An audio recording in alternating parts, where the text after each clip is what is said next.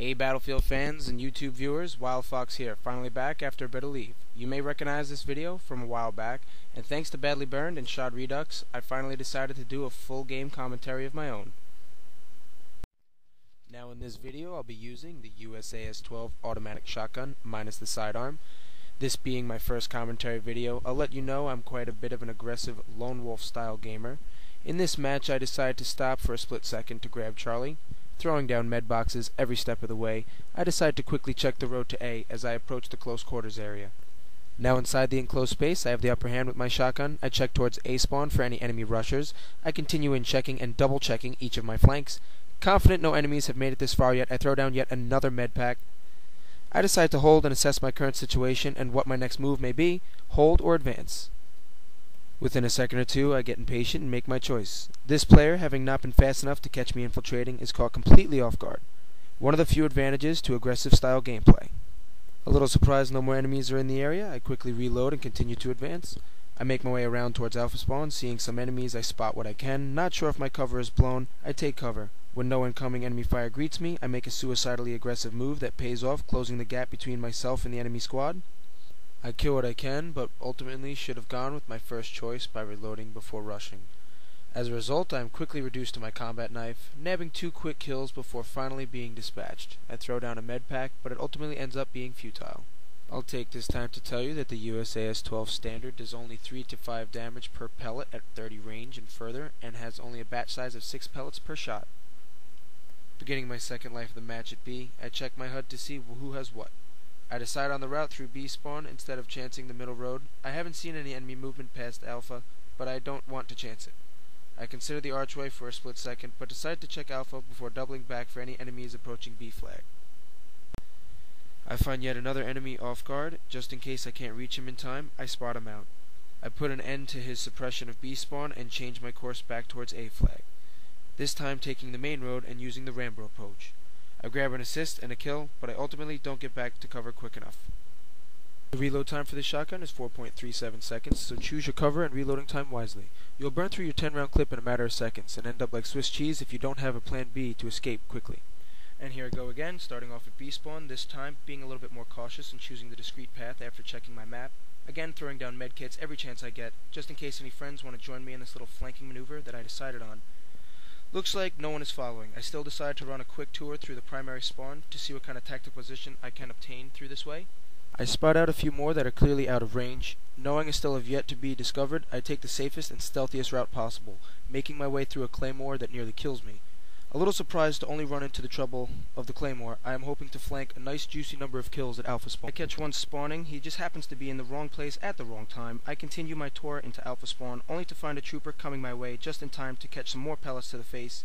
I don't like spawn killing, but sometimes a few seconds of spawn suppression can give your team the extra space it needs to advance. But make sure you get in there, do what you need to do, and get out of there before things get hairy and people start complaining. Thanks to my HUD, I noticed this guy on the roof, a little bit preoccupied with my ally. Instead of letting my teammate potentially get killed, I let him keep the enemy distracted while I reload and dispatch him from the side. Due to the rate of fire and range, I burn through the majority of my clip killing the sniper, and I'm already forced to reload. Making my way towards C spawn, which has already been lost to the Russians, I double back to spot out some last-minute enemies at Alpha, before re-engaging my current mission back towards Charlie to see what difference I can make there.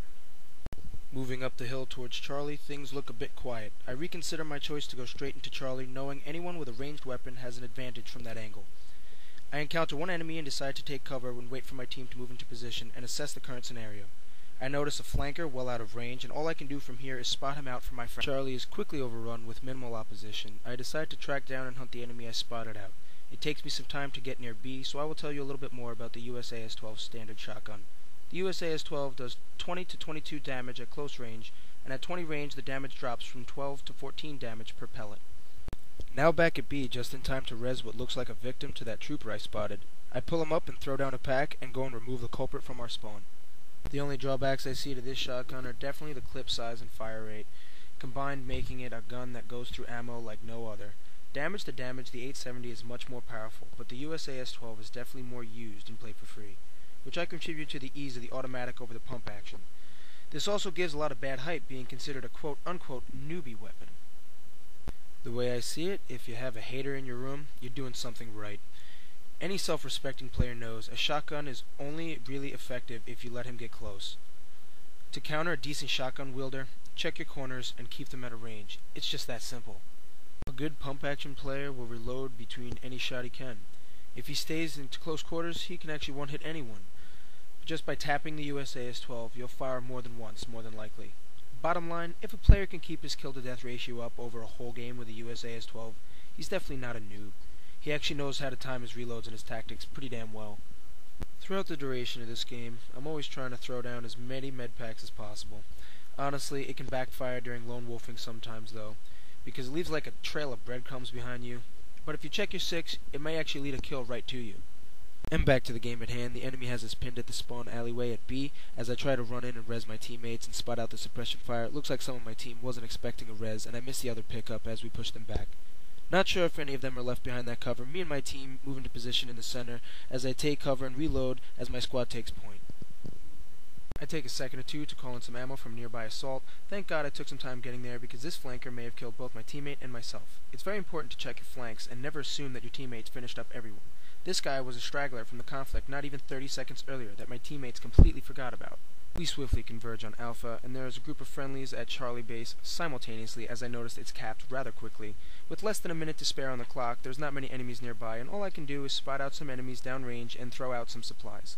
At this point, I decide there's no use lone wolfing because there's no place on the field where I know there are flankable enemies. If you're a medic or an assault, start playing the way your class is designed. All classes game-wide should start using the spotting feature. I believe it's one of the most underrated functions utilized in Play for Free as we know it. And this brings my first full game commentary to a conclusion. I would like to thank Badly Burned and Shot Redux for the inspiration to do this commentary. I hope you enjoyed this video, and I'm sorry I haven't been uploading on my channel recently, but now that things in real life are a little bit more stable, I look forward to finishing up my weapons cache game credit weapon reviews, and doing a little bit more informative full game commentaries. Thanks for watching, and see you on the battlefield.